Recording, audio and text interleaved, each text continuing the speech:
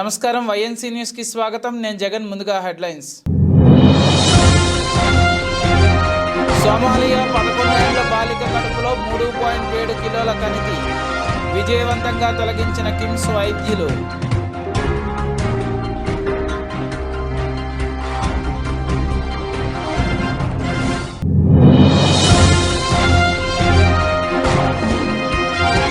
India కూటమికి మద్దతుపై Didi clarity ఇవ్వాలి తేల్చేసిన కాంగ్రెస్ నేత హదీర్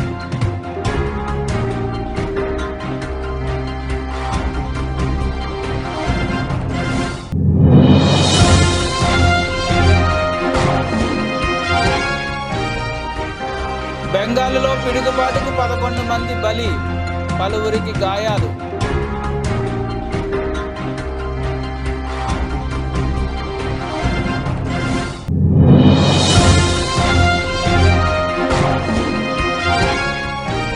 ప్లే ఆఫ్స్ కు హైదరాబాద్ 4 ఏళ్ల తర్వాత నాకౌట్ కు ఎస్ఆర్హెచ్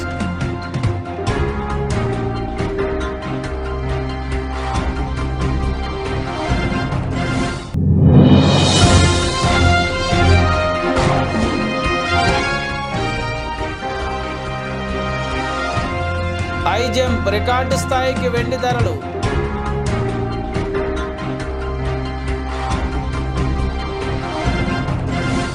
ఆఫ్రికాలోని సోమాలియా దేశానికి చెందిన ఒక 14 ఏళ్ల బాలిక కడుపులో ఏకంగా 3.7 కిలోల కణితి ఉంది. దాని కారణంగా ఆమె తీవ్రంగా బాధపడుతూ సొంత దేశంలో కొన్ని దవాఖానాలకు వెళ్ళినప్పటికీ ఆయా హాస్పిటల్ వైద్యులు సిటీ స్కాన్ లాంటి పరీక్షలు చేసి కణితి ఉందని గుర్తించారు. ఆ కణితి కుడివైపు మూత్రపిండానికి అతుక్కుని ఉంది. సికింద్రాబాద్లోని కిమ్స్ కాడల్స్ దవాఖానా వైద్యులు ఆమెకు శస్త్రచికిత్స చేసి విజయవంతంగా కణితిని తొలగించి ఊరట కల్పించారు.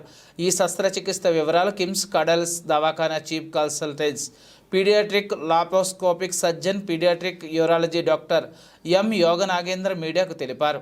లోక్సభ ఎన్నికల తర్వాత కేంద్రంలో ఇండియా కూటమి అధికారంలోకి వస్తే బయట నుండి మద్దతు ఇస్తామన్న పశ్చిమ బెంగాల్ సీఎం మమతా బెనర్జీ వ్యాఖ్యలపై కాంగ్రెస్ పార్టీ సీనియర్ నేత అధీర్ రంజన్ చౌదరి రియాక్ట్ అయ్యారు. ఆమె వ్యాఖ్యలు నమ్మశక్యంగా లేవన్నారు. మమతా బెనర్జీ ఏనాడో కూటమిని వదిలేశారన్నారు. లోక్సభ ఎన్నికల్లో సీట్ల సర్దుబాటు విషయమే కాంగ్రెస్ పార్టీతో విభేదాలు పసుపు చూపడంతో ఇండియా కూటమికి మమతా బెనర్జీ దూరంగా ఉన్నారన్నారు. తాజాగా ఇండియా కూటమి అధికారంలోకి వస్తే బయట నుండి మద్దతు ఇస్తామన్న దీదీ వ్యాఖ్యలపై అధీర్ రంజన్ చౌదరి స్పందిస్తూ కేంద్రంలో అధికారంలో ఉన్న బీజేపీని గద్దె దింపడానికి విపక్ష ఇండియా కూటమి ముందుకు సాగుతుంది. కూటమి లోపల లేదా బయట ఉండి మమతా బెనర్జీ ఏం చేస్తారో తెలియదు. దీనిపై ఆమె క్లారిటీ ఇవ్వాలి. పూర్తిగా ఇండియా కూటమి మమతా బెనర్జీ విడిచిపెట్టి బీజేపీతో జట్టు కట్టేందుకు అవకాశాలు ఉన్నాయనడంలో సందేహం లేదు. సార్వత్రిక ఎన్నికల్లో కాంగ్రెస్ పార్టీ 40 స్థానాలు గెలుచుకోవడం కష్టమని బీజేపీ చెబుతోంది. మమతా బెనర్జీ మాత్రం ఇండియా కూటమి అధికారంలోకి రావడం గురించి మాట్లాడుతున్నారు. బీజేపీ ఓటమి ఖాయమని గ్రహించి ఆమె ఈ వ్యాఖ్యలు చేశారని అన్నారు. పశ్చిమ బెంగాల్లోని మాల్డా జిల్లాలో ఉరుములు మెరుపులతో కూడిన వర్షం బీభత్సం సృష్టించింది. పిడుగుపాటుకు 11 మంది మరణించారు. మరికొందరు తీవ్రంగా గాయపడ్డారు. గాయపడిన వారిని అధికారులు దవాఖానాకు తరలించారు. వారిలో కొందరు పరిస్థితి విషమంగా ఉందని చెప్పారు.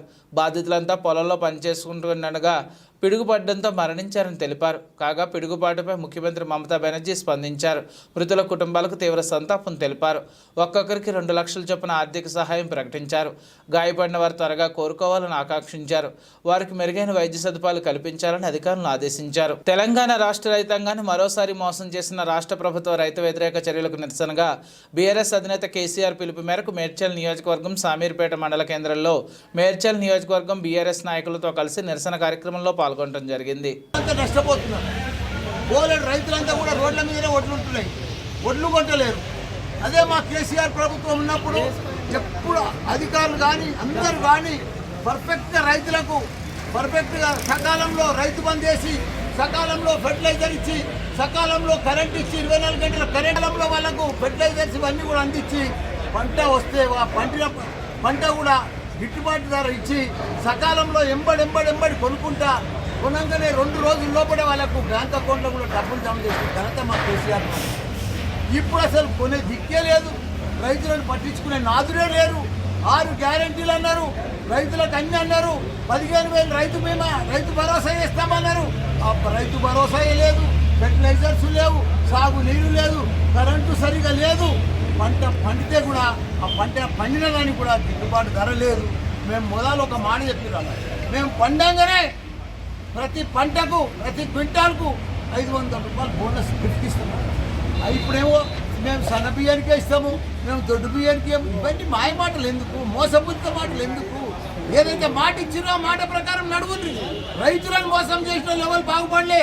కేంద్రంలో కూడా కేంద్ర ప్రభుత్వం కూడా 13 నెలలు ధర్నా చేస్తే రైతులను వాళ్ళని 750 మందిని వాళ్ళు చంపేది. కాబట్టి ఈడ కూడా రైతులను 4 నెలలు అయింది నరలోకం చూపిస్తున్నారు, వాళ్ళు నరకం చూపిస్తున్నారు. రైతులకైతే నరకం చూపిస్తున్నారు. కాంగ్రెస్ వచ్చిన రోజుగా కరువైపోయింది, నీళ్లు లేవు. మా కేసీఆర్ ఇది ఇప్పుడే ఉంటే, మా కేసీఆర్ గిట్ట ఇప్పుడు సీఎం ఉంటే 46,000 చెరువులు కలకలలాడుతుండే, 24 గంటల కరెంట్ ఉంటుండే. వీళ్ళు కాంగ్రెస్ వాళ్ళు వచ్చి వాళ్ళకి పరిపాలన తెలుస్తలేదు, వాళ్ళకి ఎట్లా ఏం చేయాలో అడ్మినిస్ట్రేషన్ తెలుస్తలేదు, వాళ్ళకు రైతులకు ఎట్లా నీళ్ళు ఇవ్వాలో తెలుస్తలేదు, ఎట్లా కరెంట్ ఇవ్వాలో తెలుస్తలేదు, ఎప్పుడు రైతు బంద్ చేయాలో తెలుస్తలేదు, వాళ్ళకు కాలాలు తెలుస్తలేవు, పంటలు తెలుస్తలేవు, పంటలు కొనుగోలు కూడా తెలుస్తలేదు వాళ్ళకి. వరంగల్, ఖమ్మం, నల్గొండ గ్రాడ్యుయేట్ ఎమ్మెల్సీ ఎన్నికల్లో బహుజన సమాజ్ పార్టీ బలపరిచిన అభ్యర్థి అశోక్ నేడు మహబూబాబాద్ జిల్లాలో ఎన్నికల ప్రచారంలో భాగంగా స్థానిక కోర్టు ముందుగల అంబేద్కర్ విగ్రహానికి పూలమాలలు వేసి నివాళులర్పించి అనంతరం భారీ అభిమానులతో కలిసి స్థానిక గ్రంథాలయంలో పట్టభద్రులను కలిసి ప్రచారం నిర్వహించారు. అశోక్ సార్ మాత్రమే న్యాయం చేస్తాడని వాళ్ళ తెలంగాణ వ్యాప్తంగా ప్రతి జిల్లాలో 10 లక్షల మంది విద్యార్థులను సైన్యంగా తయారు చేసుకున్నారు. వాళ్ళ డబ్బులు పంపిణీ చేయడానికి, ఎన్నో రకాల మభ్యపెట్టడానికి ప్రధాన పార్టీలో వాళ్ళు వస్తున్నారు. ఇవాళ కాంగ్రెస్ పార్టీ, ఇవాళ బీఆర్ఎస్ పార్టీ, బీజేపీ పార్టీని కాదని కూడా ఇవాళ అశోక్ సార్కి మొత్తంగా 3 జిల్లాల యొక్క ఉన్నటువంటి నిరుద్యోగులంతా, ఉద్యోగులంతా నా మద్దతుకు ఉన్నారు. ఎక్కడ స్టడియాలు పోయినా, గ్రంథాలయాలు పోయినా నాకు బ్రహ్మరథం పడుతున్నారు. కంపల్సరీ వాళ్ళ ఆకాంక్షలు కూడా నేను ఎక్కడ కూడా తగ్గకుండా, ఇంతకుముందైతే పదవి లేనప్పుడు ఏ విధంగా నిరుద్యోగుల కోసం అయితే కొట్లాడానో రేపు గెలిచినా కూడా వాళ్ళతోనే ఉంటా. కేవలం శాసనసభలో మనం మాట్లాడే సంవత్సరానికి మహా అయితే ఒక 2 గంటలు మాట్లాడుతున్నామేమో, కానీ ప్రతిరోజు నిరుద్యోగుల మధ్యనే ఉండి 2 లక్షల ప్రభుత్వ ఉద్యోగాలను ఇప్పించడమే లక్ష్యంగా పనిచేస్తాను.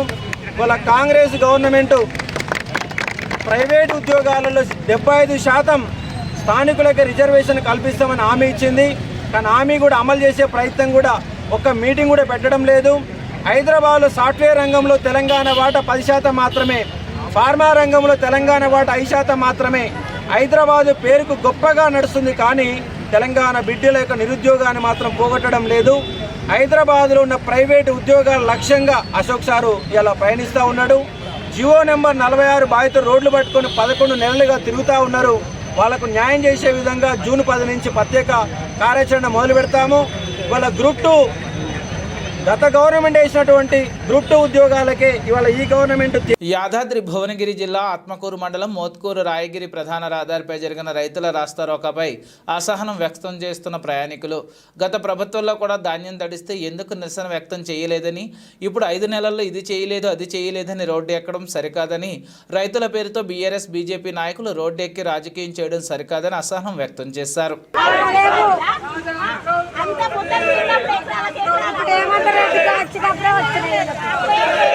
ఇప్పుడు 5 నెలలు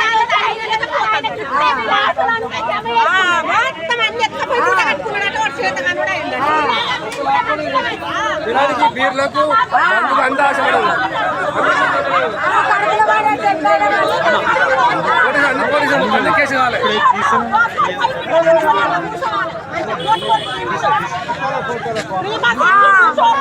చెప్తారు చూడు.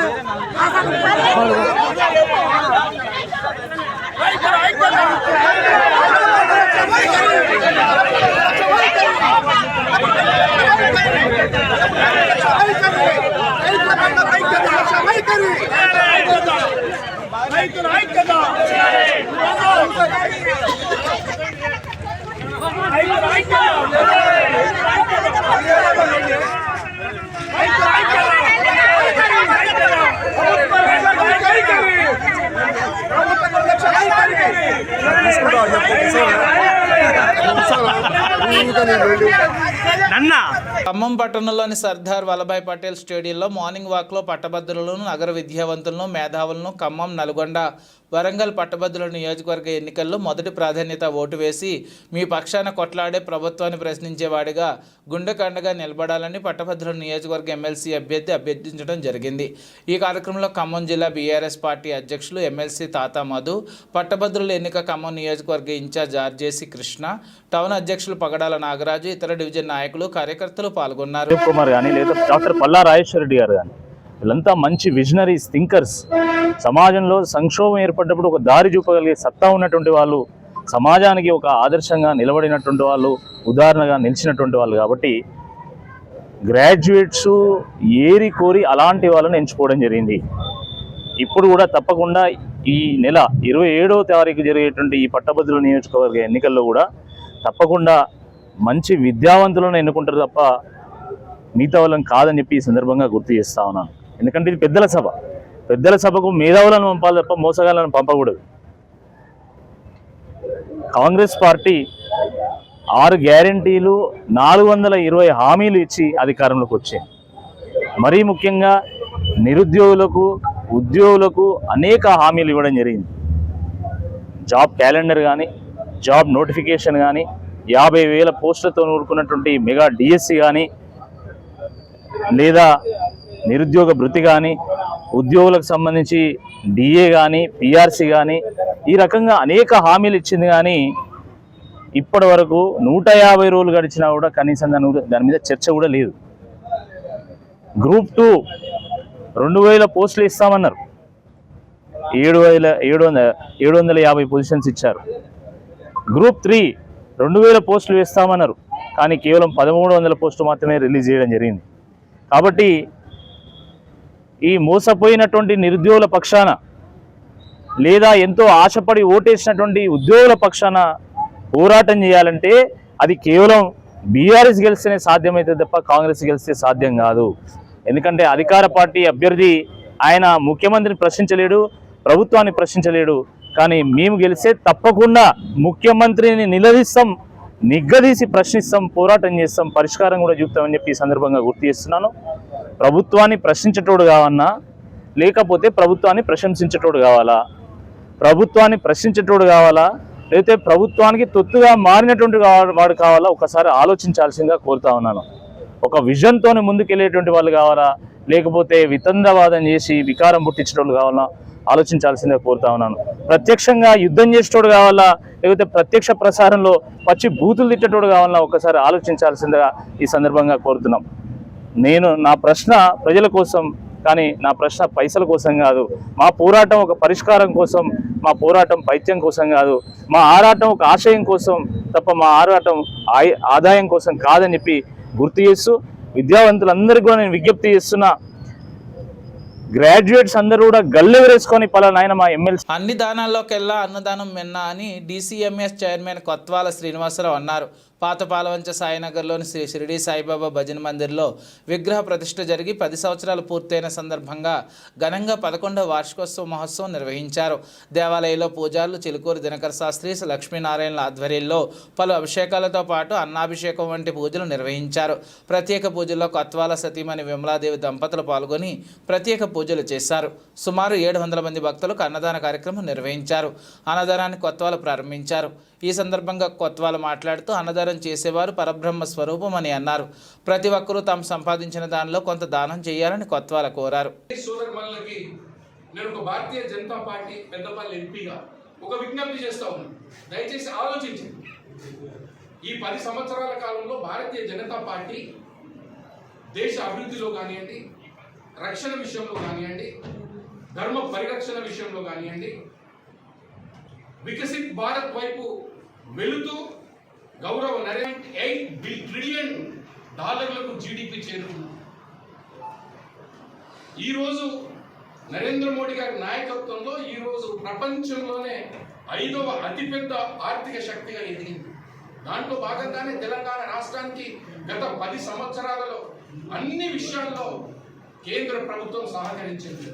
కాబట్టి ఇక్కడ తెలంగాణ రాష్ట్రంలో పట్టభద్రులకు న్యాయం జరగాలి అంటే, పట్టభద్రుల పక్షాన ఒక ప్రశ్నించే గొంతుగా ఉండాలంటే భారతీయ జనతా పార్టీ ప్రతిపాదించి బలపరుస్తున్నటువంటి ప్రేమేందర్ రెడ్డి గారిని మీరు అందరూ కూడా దీవించినట్లయితే రానున్నటువంటి కాలంలో ఖచ్చితంగా శాసన మండలిలో ప్రతి పట్టభద్రుల సమస్యలను పరిష్కరిస్తూ కేంద్ర ప్రభుత్వంతో సమన్వయం చేసుకొని నిధులను తీసుకొచ్చేసేసి ఈ 3 జిల్లాలను అభివృద్ధి చేస్తాడనేటటువంటి నమ్మకాన్ని మీరు పెట్టుకోండి. ఖచ్చితంగా భారతీయ జనతా పార్టీలో ఉన్నటువంటి 3 జిల్లాల్లో ఉన్నటువంటి పట్టభద్రులు ఒకసారి ఆలోచించండి. మిగతా పార్టీలు ప్రతిపాదిస్తున్నటువంటి అభ్యర్థుల యొక్క కమిట్మెంట్ ఏంటి, వాళ్ళ క్వాలిఫికేషన్ ఏంటి, వాళ్ళ క్యారెక్టర్ ఏంటి, వాళ్ళ క్వాలిటీ ఏంటో దయచేసి మీరు గమనించండి. కాబట్టి ఈరోజు భారతీయ జనతా పార్టీ ప్రతిపాదించినటువంటి ప్రేమేందర్ రెడ్డి గారికి మీరందరూ కూడా పట్టభద్రులందరూ ఒక అన్నలాగా తమ్ముళ్లాగా తోడై భారీ మెజారిటీతో రేపు 27వ తారీఖున జరిగేటటువంటి ఎన్నికల్లో మీరు దీవించాలని చెప్పేసి మీకు 2 చేతులు ఎత్తి నేను విజ్ఞప్తి చేస్తా ఉన్నాను. యువత మొత్తం మోదీ పాలన పట్ల ఆకర్షితులయ్యారు. పట్టభద్రులు కూడా మోదీ వైపే చూస్తున్నారు. నల్గొండ, ఖమ్మంలో కూడా భాజపా హవా సాగుతోంది.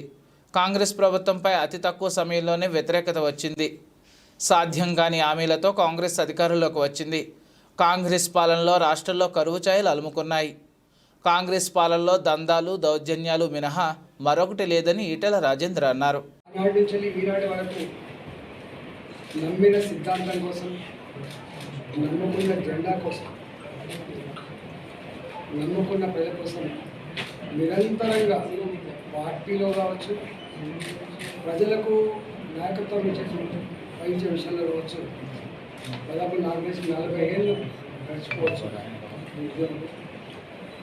భారతీయ జనతా పార్టీ కేంద్ర నాయకత్వం 40 ఏళ్ల త్యాగానికి, 40 ఏళ్ల కమిట్మెంట్కి ఎన్ని ఒడిదుడుకులు వచ్చినా, ఎన్ని రకాల అవమానకరమైన స్థితులు వచ్చినప్పుడు కూడా విడవకుండా, జరగకుండా ఇవాళ పార్టీ కోసం పనిచేసే బిడ్డ అని చెప్పి వారికి ఈరోజు ఈ పట్టభద్రుల నియోజకవర్గానికి అభ్యర్థి నిలబెట్టడం మా అందరి గర్వకారణంగా మేము భావిస్తాం.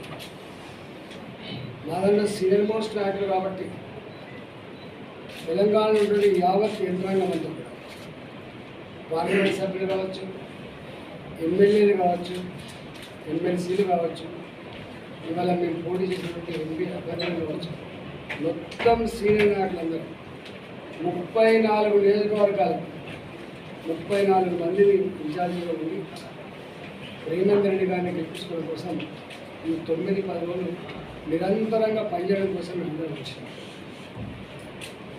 భారతీయ జనతా పార్టీ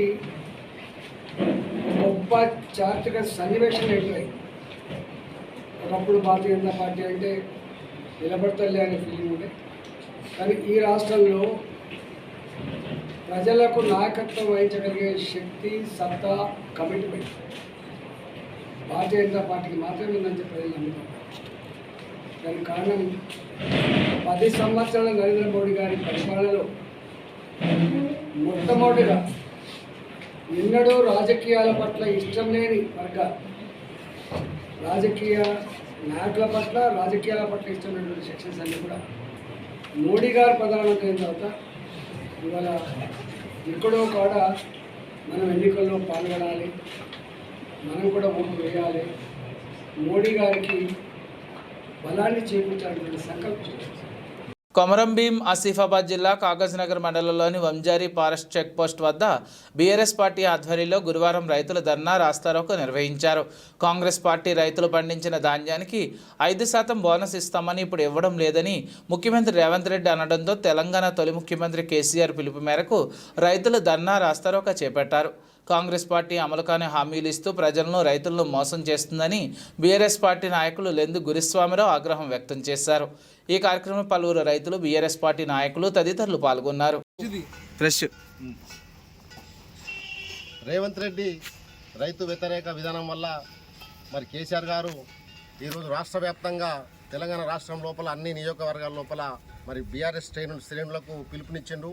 ఏదైతే రేవంత్ రెడ్డి మరి రైతులకు, వరి పండించే రైతులకు వడ్లకు 5% బోనస్ ఇస్తారని చెప్పిండు. మరి ఎన్నికైనా 2 రోజులు ఇస్తారని చెప్పిండు. ఎన్నికలైన తర్వాత ఈరోజు మళ్ళా మాట తప్పుతాడు. ఎవరైతే మరి సన్న వడ్లు పండిస్తారో వాళ్ళకు మాత్రమే 5% బోనస్ ఇస్తామని చెప్పేసిండు.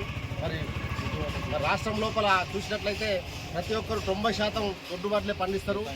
వేసంగి పంటల దొడ్డు వడ్లే పండిస్తారు కాబట్టి అతను ఎన్నికల ముందేమో వడ్ల పేరు చెప్పి ఇప్పుడేమో సన్న వడ్లు అంటాడు కాబట్టి మళ్ళీ మాట తప్పుతాడు.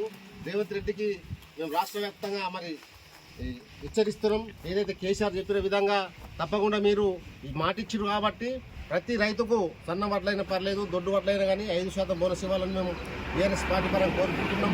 ఒకవేళ మీరు డిమాండ్ చేస్తున్నాం, మీరు ప్రతిసారి ఇదే విధంగా ఎన్నికల ముందు మరి రాష్ట్ర ప్రజలను మోసం చేసి 6 పథకాలని చెప్పేసి ఎన్నికల తర్వాత మా పథకాలు అమలు చేయకుండా అట్లా మోసం చేస్తున్నారు. మరి ఇప్పుడు రైతులను కూడా మీరు పచ్చిగా మోసం చేస్తున్నారు కాబట్టి మేము రైతుల పక్షాన మా బీఆర్ఎస్ పార్టీ కేసీఆర్ గారి పిలుపు మేరకు ఈ ధర్నా రాస్తారోకోలు చేసి మీ మెడలు వంచి రైతులకు మీరు 5% బోనస్ ఇచ్చే వరకు మేము ఊరుకునే లేదు. మీరు దయచేసి రైతుల కోసం ఆలోచించాలి. మీరు రైతుల కోసం ఆలోచించకుండా మరి 90% రైతులే ఉన్నారు రాష్ట్రం లోపల. రైతులేంది రాజ్యం లేదు. రైతు ఏడ్చిన రాజ్యము, ఎద్దు ఏడ్చిన వ్యవసాయం బాగుపడది. తప్పకుండా మీకు చెడు రోజులు వస్తాయి. రైతులు మీ మీద చర్యలు తీసుకునే రోజులు వస్తాయి. రాబోయే ఎన్నికల లోపల, స్థానిక ఎన్నికల లోపల కూడా మీకు సరైన గుణపాఠం చెప్తారు.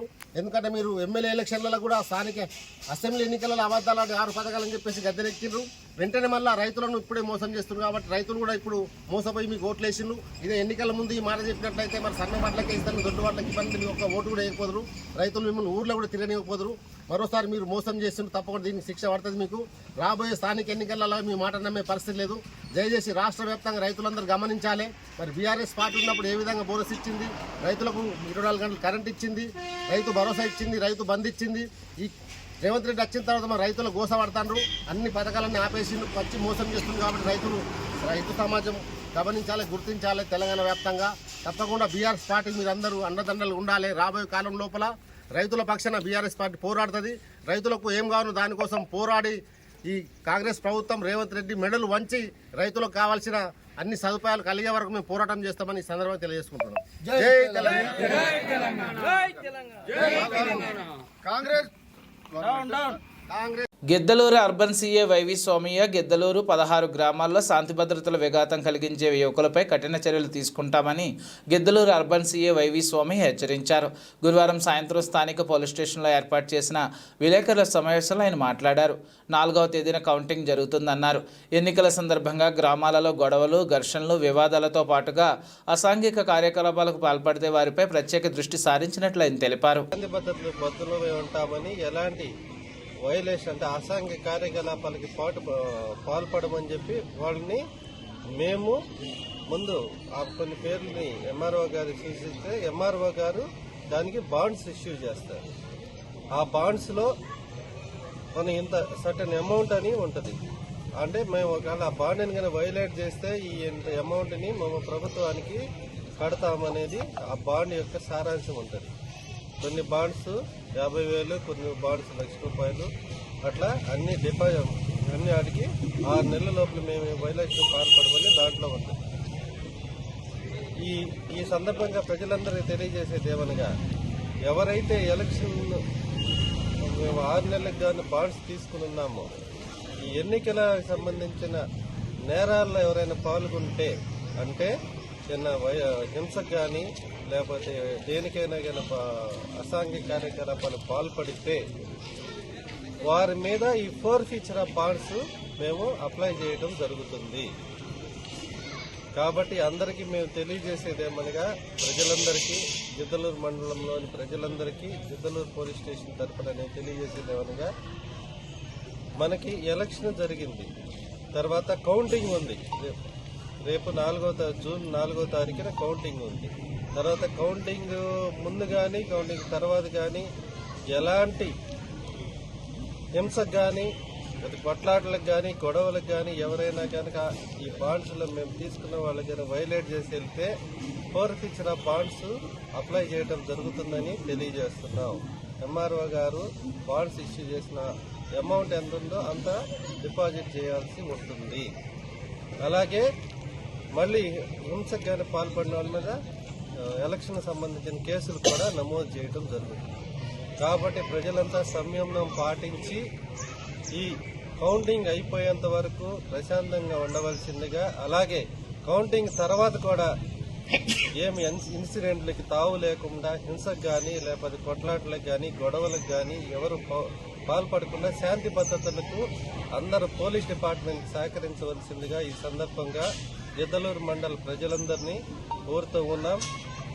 అలాగే పోలీస్ డిపార్ట్మెంట్కి సహకరించి ఇంతవరకు బాగా సహకరించినందుకు గిద్దలూరు మండల ప్రజలకి ధన్యవాదాలు తెలుపుతూ ఇక ముందు కూడా ఇదే శాంతి భద్రతల్లో అందరూ పావులు కావాలని, ఎలాంటి హింసకు కానీ కొట్లాటలకు కానీ పాల్పడవద్దని, కౌంటింగ్ ఫలితాలు వచ్చిన తర్వాత కూడా సంయమనం పాటించి ఎలాంటి అల్లర్లకు కానీ గొడవలకు కానీ ఇంకా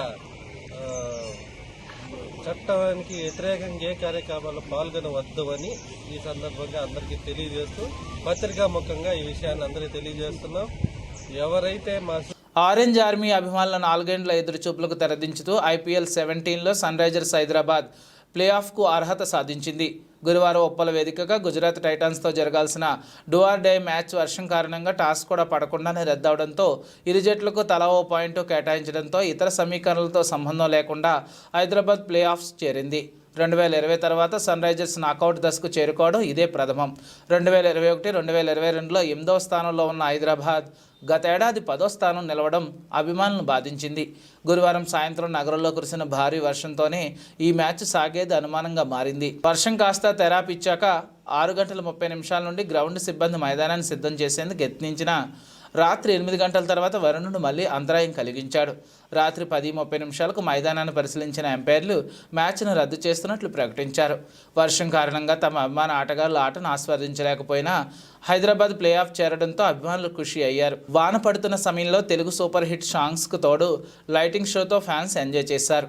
వర్షాన్ని సైతం లెక్క చేయకుండా గత మ్యాచ్ల లెక్కని ఈ పోరుకు 33,781 మంది ప్రేక్షకులు స్టేడియానికి తరలిరావడం విశేషం. వెండి ధరలు రికార్డు స్థాయికి ఎగబాకాయి. ఢిల్లీలో గురువారం ఒక్కరోజే కిలో వెండి ఏకంగా 1800 అధికమైన రికార్డు స్థాయి 88,000 దాటింది. చివరకు మార్కెట్ ముగిసే సమయానికి 88,700 పలికింది. అంతకుముందు ఇది 86,900గా ఉంది. ఇటు హైదరాబాద్లో కిలో వెండి 1,500కు ఎగబాకి 89,100 పలికింది. బులెటిన్ ముగించే ముందు హెడ్లైన్స్ మరోసారి. సోమాలియా 11 ఏళ్ల బాలిక కడుపులో 3.7 కిలోల కణితి విజయవంతంగా తొలగించిన కిమ్స్ వైద్యులు.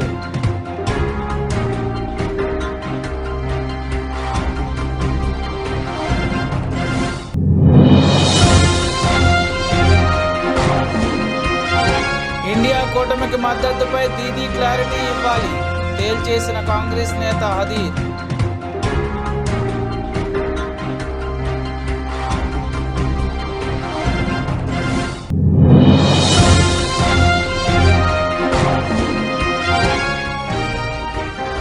బెంగాల్లో పిడుగుపాటుకు 11 మంది బలి, పలువురికి గాయాలు.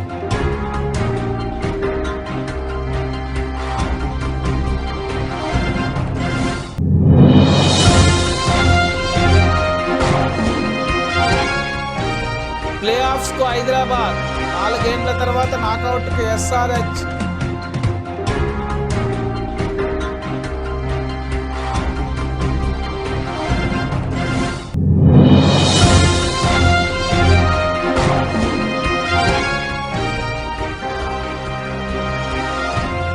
హై జంప్ రికార్డు స్థాయికి వెండి ధరలు.